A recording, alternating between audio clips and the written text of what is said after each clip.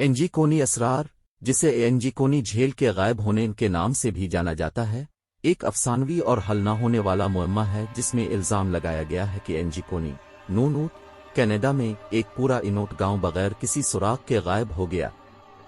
اس کہانی نے پہلی بار 1930 کی دہائی میں توجہ حاصل کی اور اس کے بعد سے یہ بحث اور شکوک و شبہات کا موضوع بن گئی۔ لیجنڈ کے مطابق نومبر 1930 میں جو لیبیلے نامی ایک فر ٹریپر انجیکونی کے انوٹ گاؤں میں اسے مکمل ویران پایا۔ مکانات اجڑ گئے تھے اور جدوجہد یا تشدد کے کوئی آثار نہیں تھے۔ خوراک، رائفلیں اور دیگر قیمتی اشیاء پیچھے رہ گئیں۔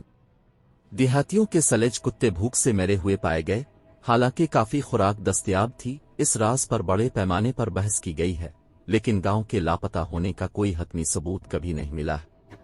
بہت سے نظریات تجویز کیے گئے ہیں، بشمول اجنبی اغوا، بڑے پیمانے پر خروج، محض ایک من گھڑتا مبالغہ آمیز کہانی۔ یہ نوٹ کرنا ضروری ہے کہ انجیکونی اسرار غیر تصدیق شدہ ہے اور اس دعوے کی حمایت کرنے کے لیے کوئی ٹھوس ثبوت نہیں ہے کہ پورا گاؤں بغیر کسی سراغ کے غائب ہو گیا تھا۔